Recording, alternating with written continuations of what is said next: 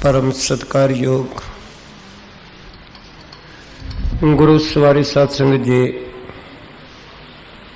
सतगुरु जी की महान कृपा बख्शिश कृपालता का सदका असां सारियां ने संगत रूप विच बैठ के कल तक दे दीवान विच धन गुरु अर्जुन साहब जी की रसना तो बख्शिश हुई श्री सुखमनी साहब जी की पावन पवित्र बाणी की 10वीं अष्टपदी दे 5वें पते तक की उचारण अते विचार की सांझ आपस विच कीती सी। आओ सतगुरु कृपा करन, बख्शिश करन, रहमत करन। अज 6वें पदे दी विचार सतगुरु की महान कृपा नाल आरंभ करते हैं।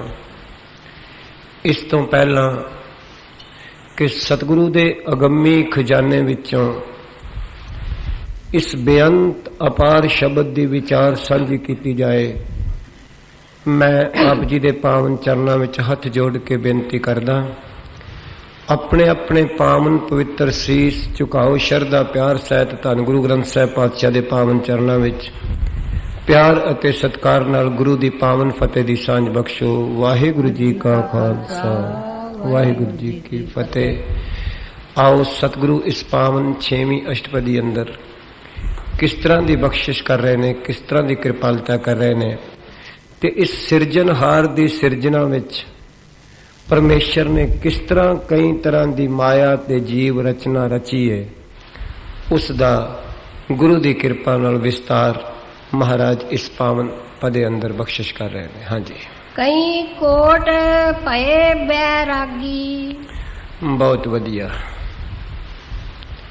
सतगुरु इस पावन अष्टपदी अंदर ते इस अष्टपदी दे पावन इस पदे अंदर मैनू अते तुहानू ये दसणगे कि बैराग की है ते बैरागी तो लिव किस तरह बनती है। इस दे अंदर पातशाह जी दसणगे प्यास अविनाश तक किस तरह पहुंचती है, सतसंग रंग तक किस तरह पहुंच जाता है।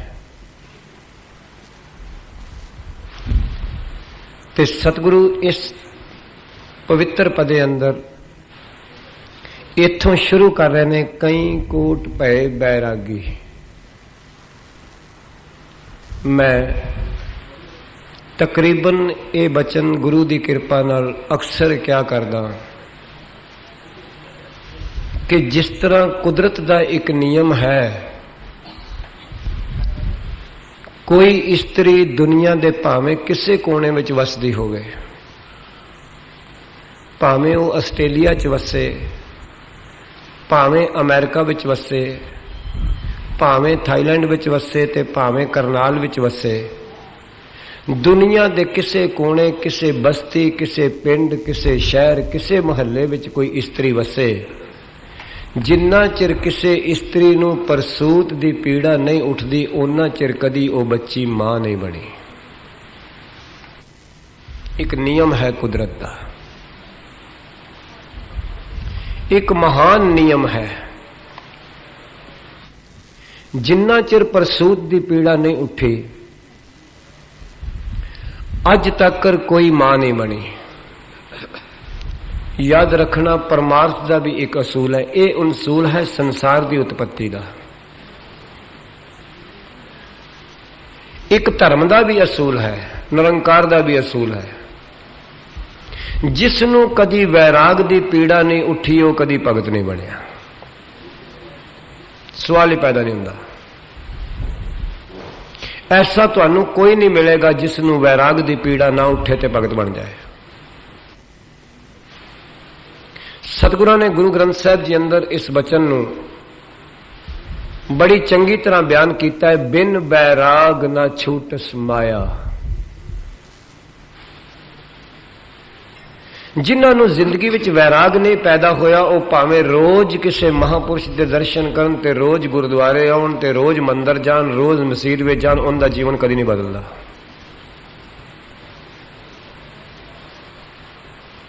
बेशक रोज गुरुद्वारे जान।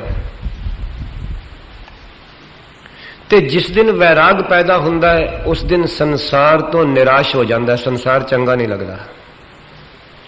ये निशानी है वैराग दी। जिसनों शराब तो वैराग नहीं होया वो कदी अमृत दा गाहक नहीं बनया। जिसनों फिल्मां तो कदी वैराग नहीं होया, हकीकत जानियो वो कदी ईटीसी तो गुरु ग्रंथ साहिब जी की पवित्र बोल सुनने का गाहक नहीं बनेगा। वो चैनल लांदा ही नहीं हो जिदे अंदर वैराग नहीं। जिस दे अंदर वैराग नहीं वो केवल तन दे श्रृंगार तक जी रहा है, मन का श्रृंगार तो शुरू नहीं होया।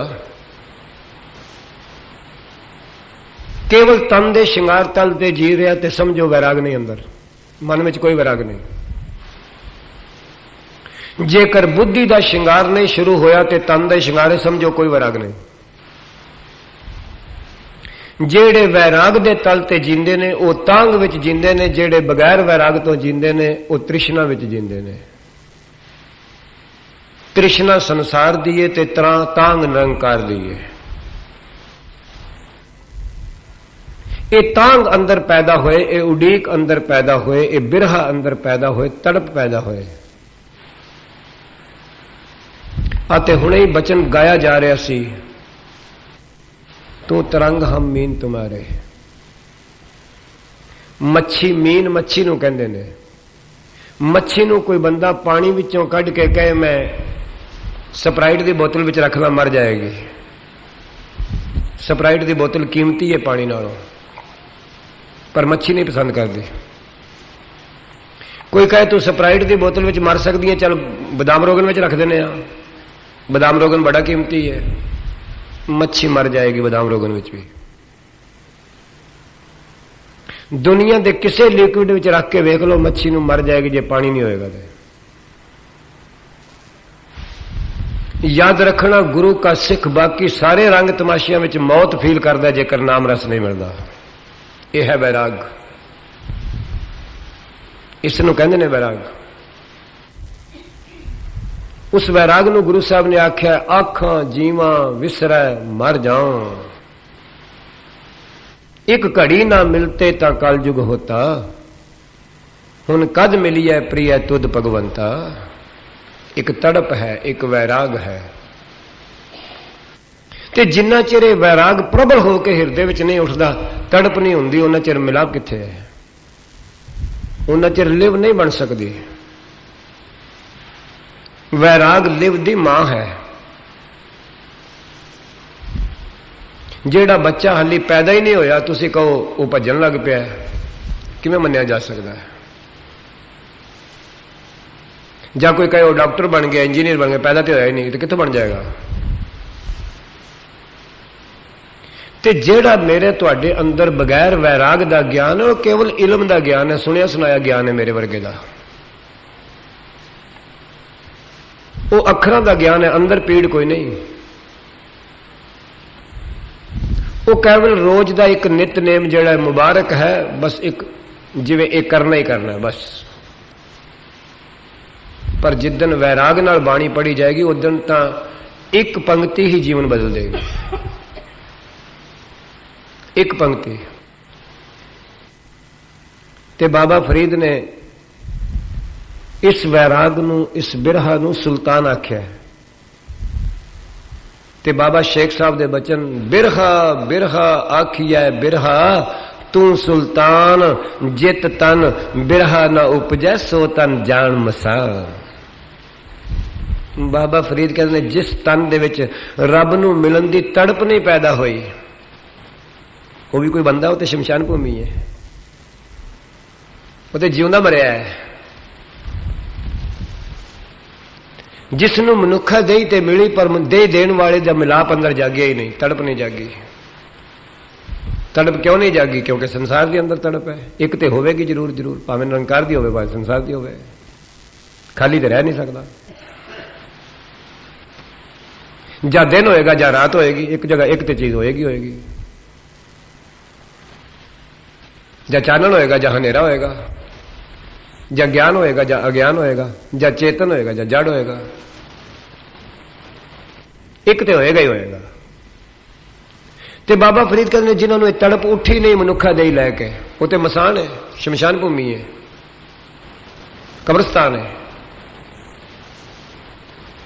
ਜਿਨ੍ਹਾਂ ਨੂੰ ਮਨੁੱਖਾ ਦੇ ਲੈ ਕੇ ਰੱਬ ਨੂੰ ਮਿਲਣ ਦੀ ਤੜਪ ਨਹੀਂ ਉੱਠੀ, ਪੀੜ ਨਹੀਂ ਉੱਠੀ,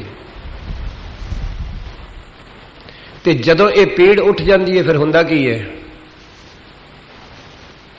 ਤੇ ਬਾਬਾ ਫਰੀਦ ਦੇ ਕੋਲੋਂ ਪੁੱਛ ਕੇ ਵੇਖੀਏ, ਚਿੰਤ ਖਟੋਲਾ ਵਾਣ ਦੁੱਖ ਬਿਰਹਾ ਵਛਾਵਣ ਲੇਫ, ਇਹ ਹਮਾਰਾ ਜੀਵਨਾ ਤੂੰ ਸਾਹਿਬ ਸੱਚੇ ਵੇਖ। ਸਤਿਗੁਰ ਕਹਿੰਦੇ ਦਿਨ ਰਾਤ ਇਸ ਚਿੰਤਾ ਵਿੱਚ ਹੁੰਦੇ ਨੇ ਵੀ ਇਹ ਤੂੰ ਕਦੋਂ ਮਿਲੇਗਾ। ਬੜੇ ਦਿਨ ਹੋ ਗਏ ਨੇ ਸਤਿਗੁਰੂ ਪਾਠ ਕਰਦਿਆਂ, ਬੜੇ ਦਿਨ ਹੋ ਗਏ ਨੇ ਤੇਰੇ ਦਰ ਤੇ ਆਉਂਦਿਆਂ, ਕਦੀ ਦਰਵਾਜ਼ਾ ਖੋਲ ਦੇਂਗਾ। ਉਹ ਇਸ ਤਰ੍ਹਾਂ ਦੀ ਅੰਦਰੋਂ ਹਾਕ ਮਾਰਦੇ ਨੇ, ਬਹੁਤ ਜਨਮ ਵਿਛੜੇ ਥੇ ਮਾਧੋ, ਕਿਰਤ ਕਰਮ ਕੇ ਵਿਛੜੇ, ਕਰ ਕਿਰਪਾ ਮੇਲੋ ਰਾਮ। ਇਸ ਤਰ੍ਹਾਂ ਦੀ ਹਾਕ ਮਾਰਦੇ ਨੇ ਆਪਣੇ ਗੁਰੂ ਨੂੰ। ਦਰਸ਼ਨ ਪਿਆਸੀ ਦਿਨ ਸਰਾਤ, ਚਿਤਵੋਂ ਅਨ ਦਿਨ ਨੀਤ, ਖੋਲ ਕਪਟ ਗੁਰ ਮੇਲਿਆ, ਨਾਨਕ ਹਰ ਸੰਗ ਮੀਤ। ਇਸ ਤਰ੍ਹਾਂ ਦੀ ਹਾਕ ਮਾਰਦੇ ਨੇ। ਉਹਨਾਂ ਦਾ ਇਸ ਤਰ੍ਹਾਂ ਦਾ ਤੜਪ, ਇਸ ਤਰ੍ਹਾਂ ਦੀ ਤਾਂਗ ਨੂੰ ਹੀ ਬੈਰਾਗ ਕਿਹਾ ਗਿਆ ਹੈ। ਇਸ ਤਰ੍ਹਾਂ ਦੇ ਰੁਦਨ ਨੂੰ ਹੀ ਬੈਰਾਗ ਕਿਹਾ ਗਿਆ ਹੈ। ਇਹ ਬੈਰਾਗ ਹੈ। ਪਾਤਸ਼ਾਹ ਕਹਿ ਰਹੇ ਨੇ, ਕਿਰਪਾ ਕਰ ਰਹੇ ਨੇ। ਤੇ ਯਾਦ ਰੱਖਣਾ, ਚਿੰਤ ਖਟੋਲਾ, ਖਟੋਲਾ ਕਹਿੰਦੇ ਸਨ ਛੋਟੀ ਮੰਜੀ ਨੂੰ, ਜਿਹਦੇ ਤੇ ਬੰਦਾ ਲੇਟਿਆ ਹੋਵੇ ਤੇ ਲੱਤਾਂ ਨਿਸਲ ਨਹੀਂ ਕਰ ਸਕਦਾ। ਤੇ ਸਾਈਕੋਲੋਜੀਕਲੀ ਜਦੋਂ ਲੰਮੀਆਂ ਲੱਤਾਂ ਪਸਾਰ ਕੇ ਸੁੱਤਾ ਹੁੰਦਾ ਤੇ ਨਿਸ਼ਚਿੰਤ ਹੁੰਦਾ, ਜਦੋਂ ਇਕੱਠੀਆਂ ਲੱਤਾਂ ਕਰਕੇ ਸੌਂਦਾ ਤੇ ਚਿੰਤਿਤ ਹੁੰਦਾ ਹੈ। ਤੇ ਬਾਬਾ ਫਰੀਦ ਕਹਿੰਦੇ ਨੇ ਮੈਂ ਚਿੰਤਤ ਹਾਂ। ਚਿੰਤ ਖਟੋਲਾ ਵਾਣ ਦੁੱਖ, ਦੁੱਖਾਂ ਦੇ ਵਾਣ ਵਿੱਚ ਉਣਿਆ ਹੋਇਆ। ਬਿਰਹਾ ਵਿਛਾਵਣ ਲੇਫ, ਵਿਛਾਵਣ ਕਹਿੰਦੇ ਨੇ ਥੱਲੇ ਤਲਾਈ ਨੂੰ, ਤੇ ਲੇਫ ਕਹਿੰਦੇ ਨੇ ਉੱਤੇ ਲਈ ਰਜਾਈ ਨੂੰ। ਬਿਸਤਰਾ ਕਾਹਦਾ? ਬਿਰਹਾ ਦਾ। ਤੇ ਬਿਰਹਾ ਦੇ ਬਿਸਤਰੇ 'ਚ ਨੀਂਦ ਕਿਵੇਂ ਆਵੇ? ਮਾਫ ਕਰਨਾ, ਸੰਸਾਰੀ ਬੰਦਿਆਂ ਨੂੰ ਬਿਸਤਰੇ ਵਿੱਚ ਵੱਟ ਹੋਵੇ ਤੇ ਨੀਂਦ ਨਹੀਂ ਆਉਂਦੀ। ਤੇ ਮੈਂ ਕਈ ਵਾਰੀ ਕਹਿੰਦਾ ਹੁੰਦਾ, ਬਿਸਤਰੇ ਵਿੱਚ ਵੱਟ ਹੋਵੇ ਤੇ ਨੀਂਦ ਨਹੀਂ ਆਈ, ਮਨ ਵਿੱਚ ਇੰਨੇ ਵੱਟ ਨੇ ਕਿਸ ਤਰ੍ਹਾਂ ਸੋ ਜਾਂਦਾ ਹੈ?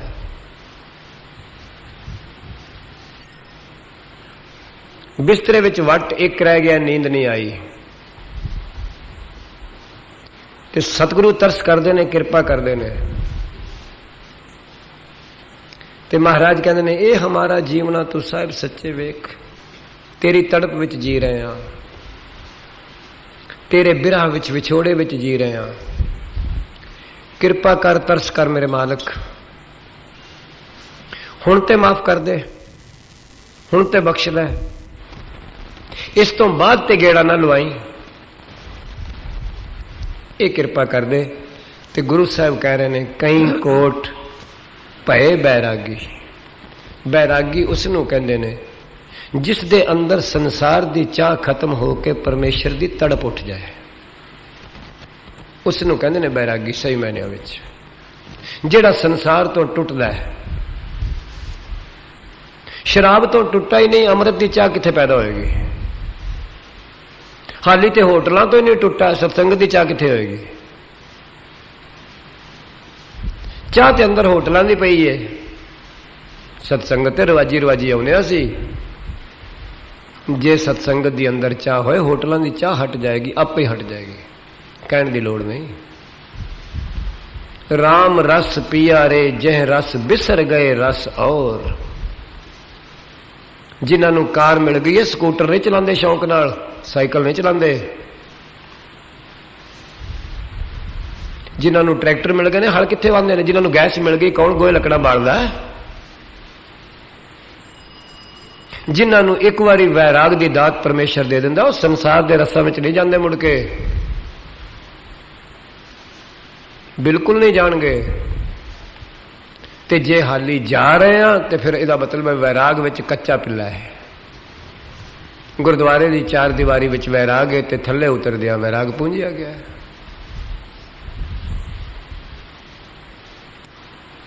ਜਿਨ੍ਹਾਂ ਦੇ ਅੰਦਰ ਪੂਰਨ ਵੈਰਾਗ ਹੁੰਦਾ ਉਹ ਸੰਸਾਰ ਦੇ ਫੈਸ਼ਨ ਨਾਲ ਨਹੀਂ ਚੱਲਦੇ, ਉਹ ਨਿਰੰਕਾਰ ਦੇ ਫੈਸ਼ਨ ਨਾਲ ਚੱਲਦੇ ਨੇ। ਇਹ ਤਾਂ ਕਹਿਣ ਦੀਆਂ ਗੱਲਾਂ ਨੇ ਮੇਰੀਆਂ ਵੀ, ਤੇ ਬਾਕੀ ਹੋਰ ਕੋਈ ਭਾਵੇਂ ਕਹਿ ਲਵੇ। ਤੇ ਗੁਰੂ ਸਾਹਿਬ ਕਹਿ ਰਹੇ ਨੇ ਕਈ ਕੋਟ ਭਏ ਬੈਰਾਗੀ, ਤੇ ਜਦੋਂ ਬੈਰਾਗ ਹੋ ਜਾਏਗਾ ਤੇ ਫਿਰ ਜਾਏਗਾ ਕਿੱਥੇ? ਅਗਲੀ ਪੰਕਤੀ, ਰਾਮ ਨਾਮ ਸੰਗ ਤਿਨ ਲਿਵ ਲਾਗੀ। ਬਸ ਉਹਨਾਂ ਦੀ ਪਹਿਚਾਨ ਕੀ ਹੈ? ਉਹਨਾਂ ਦੀ ਲਿਵ ਜਿਹੜੀ ਹੈ ਕੇਵਲ ਰਾਮ ਨਾਮ ਨਾਲ ਹੈ। ਬਸ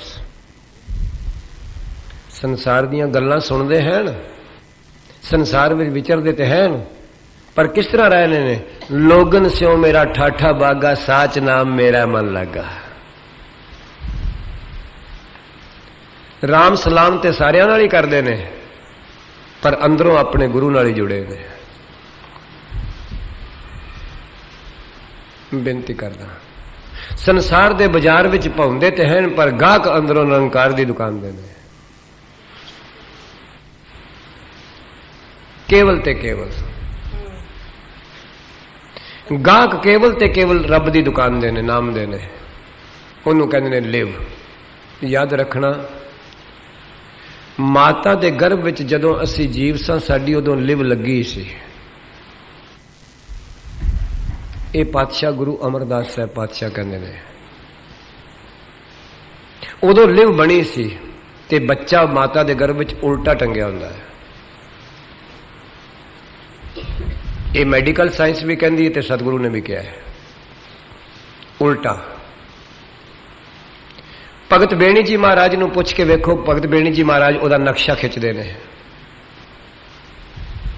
ਤੇ ਭਗਤ ਬੇਣੀ ਜੀ ਗੁਰੂ ਗ੍ਰੰਥ ਸਾਹਿਬ 'ਚ ਕਹਿੰਦੇ ਨੇ ਵੀ ਜਦੋਂ ਤੂੰ ਮਾਤਾ ਦੇ ਗਰਭ ਵਿੱਚ ਉਲਟਾ ਟੰਗਿਆ ਸੈਂ, ਉਦੋਂ ਤੇ ਤੇਰੀ ਰੱਬ ਨਾਲੋਂ ਇੱਕ ਵੀ ਨਾਗਾ ਨਹੀਂ ਸੀ, ਇੱਕ ਵੀ ਗੈਰ ਹਾਜ਼ਰੀ ਨਹੀਂ ਸੀ। ਉਦੋਂ ਤੇ ਤੂੰ ਪ੍ਰਮਾਤਮਾ ਨੂੰ ਰੋਜ਼ ਯਾਦ ਕਰਦਾ ਸੈਂ ਇੰਨੀ ਮੁਸ਼ਕਲ ਵਿੱਚ, ਤੇ ਹੁਣ 20-20 ਲੱਖ ਦੀਆਂ ਕਾਰਾਂ ਤੇ ਪੈ ਕੇ ਭੁੱਲ ਗਿਆ।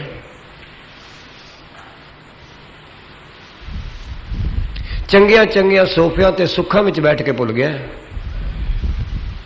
ਹੁਣ ਤੇ ਸਗੋਂ ਜ਼ਿਆਦਾ ਯਾਦ ਕਰਨਾ ਚਾਹੀਦਾ ਸੀ। ਹੁਣ ਤੇਰੀਆਂ ਨਾਗਾ ਹੀ ਨਾਗਾ ਨੇ, ਹਾਜ਼ਰੀ ਕੋਈ ਨਹੀਂ। ਭਗਤ ਜੀ ਨੇ ਬਖਸ਼ਿਸ਼ ਕੀਤੀ ਗੁਰੂ ਗ੍ਰੰਥ ਸਾਹਿਬ ਦੇ 93 ਸਫ਼ੇ ਤੇ, ਪੜ੍ਹ ਕੇ ਦੇਖ ਲੈਣਾ ਕਦੀ। ਭਗਤ ਬੇਣੀ ਜੀ ਮਹਾਰਾਜ ਦਾ ਸ਼ਬਦ ਹੈ, ਔਰ ਬਹੁਤ ਗੰਭੀਰ ਸ਼ਬਦ ਹੈ। ਤੇ ਗੁਰੂ ਅਮਰਦਾਸ ਸਾਹਿਬ ਉਸ ਦੀ ਬਖਸ਼ਿਸ਼ ਆਨੰਦ ਸਾਹਿਬ ਵਿੱਚ ਦਿੰਦੇ ਨੇ, ਲਿਵ ਛੁਡਕੀ ਲੱਗੀ ਤ੍ਰਿਸ਼ਨਾ, ਮਾਇਆ ਅਮਰ ਵਰਤਾਇਆ। ਆਖਿਆ ਮਾਤਾ ਦੇ ਗਰਭ ਵਿੱਚੋਂ ਨਿਕਲਿਆ ਬੱਚਾ, ਪਰਮੇਸ਼ਰ ਨਾਲ ਲਿਵ ਲੱਗੀ ਸੀ, ਲਿਵ ਟੁੱਟ ਗਈ ਤੇ ਤ੍ਰਿਸ਼ਨਾ ਵਾਲੀ ਤਾਰ ਜੁੜ ਗਈ। ਮਾਇਆ ਅਮਰ ਵਰਤਾਇਆ। ਅਮਰ ਕਹਿੰਦੇ ਨੇ ਹੁਕਮ ਨੂੰ, ਮਾਇਆ ਨੇ ਆਪਣਾ ਹੁਕਮ ਚਲਾਉਣਾ ਸ਼ੁਰੂ ਕਰ ਦਿੱਤਾ ਇਹਦੇ ਤੇ। ਯਾਦ ਰੱਖਣਾ, ਤਾਰਾਂ ਦੋ ਹੀ ਨੇ, ਇੱਕ ਲਿਵ ਦੀ, ਇੱਕ ਤ੍ਰਿਸ਼ਨਾ ਦੀ। ਜਦੋਂ ਸੰਗਤ ਵਿੱਚ ਆਉਂਦਾ ਹੈ, ਗੁਰੂ ਇਸ ਦੀ ਤਾਰ ਲਿਵ ਵਾਲੇ ਪਲੱਗ ਵਿੱਚ ਜੋੜ ਦਿੰਦਾ ਹੈ। ਜਦੋਂ ਸੰਸਾਰ ਵਿੱਚ ਜੁੜਦਾ ਤੇ ਤ੍ਰਿਸ਼ਨਾ ਵਾਲੇ ਪਲੱਗ ਵਿੱਚ ਜੁੜ ਜਾਂਦੀ ਹੈ। ਬਸ ਗੱਲ ਹੀ ਨਹੀਂ। ਜਦੋਂ ਇਹ ਤਾਰ ਲਿਵ ਵਾਲੀ 'ਚ ਜੁੜਦੀ ਹੈ, ਮਨ ਬੈਰਾਗੀ ਹੋ ਜਾਂਦਾ ਹੈ, ਤੇ ਜਦੋਂ ਇਹ ਸੰਸਾਰ ਵਾਲੀ ਤ੍ਰਿਸ਼ਨਾ ਵਿੱਚ ਜੁੜਦੀ ਹੈ, ਮਨ ਵਿਕਾਰੀ ਹੋ ਜਾਂਦਾ ਹੈ। ਇਹ ਡੈਫੀਨੇਸ਼ਨ ਹੈ ਜੋ ਤੁਹਾਡੀ ਅਸੀਸ ਨਾਲ ਤੁੱਛ ਮਾਤਰ ਸਮਝ ਆਈ ਹੈ। ਮੈਂ ਕਈ ਵਾਰੀ ਕਹਿਣਾ ਹੁੰਦਾ, ਮਨ ਦਾ ਬਿਲਕੁਲ ਸੁਭਾਅ ਇਸ ਤਰ੍ਹਾਂ ਜਿਵੇਂ ਕ੍ਰਿਕਟ ਦਾ ਬੈਟ ਹੈ।